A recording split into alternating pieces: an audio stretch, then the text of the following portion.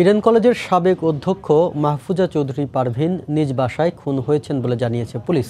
গতরাত 9:30টার দিকে রাজধানীর এলিফ্যান্ট রোডে সুকন্যা টাওয়ারের নিজ ফ্ল্যাট থেকে তার মৃতদেহ উদ্ধার করা হয়। ঘটনাস্থলের আলামত দেখে সিআইডির ধারণা এটি একটি পরিকল্পিত হত্যাকাণ্ড। আর পুলিশ বলছে পলাতক 2 গৃহকর্মী এই খুনের সঙ্গে জড়িত।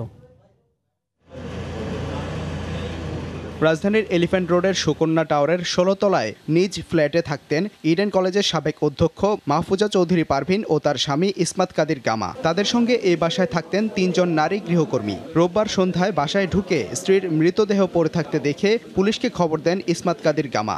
ঘটনাস্থল পরিদর্শন শেষে একে পরিকল্পিত হত্যাকাণ্ড বলে উল্লেখ করেছেন সিআইডির কর্মকর্তা।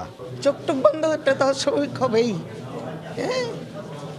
ওই বুড়ো একটা কাজের মেয়ে ছিল, আর কেউ নেই, ওনাকে ঘুমাচ্ছিল। 2 জন ওনার আলমারি ড্রয়ার ভাঙছে। মুখে বালিশ চাপা ছিল আর এখনো হাত এরকম ভাবেই আছে।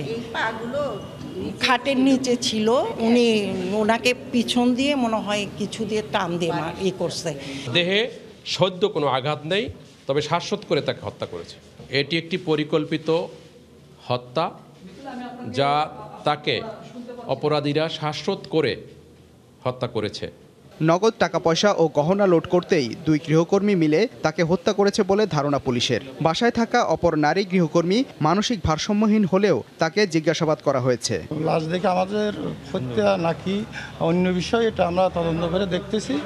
তদন্তের পর বিস্তারিত হয়তো প্রকাশ করা যাবে। আপাতত কাউকে আটক করা হয় নাই, তবে আমরা তদন্তের পরে ব্যবস্থা নিচ্ছি। চাকরির প্রয়োজনে নিহতের 2 ছেলেই থাকেন ঢাকার বাইরে। এই ঘটনায় এখনো পর্যন্ত কোনো মামলা করা হয়নি। সাদিকুর রহমান, সময় সংবাদ, ঢাকা।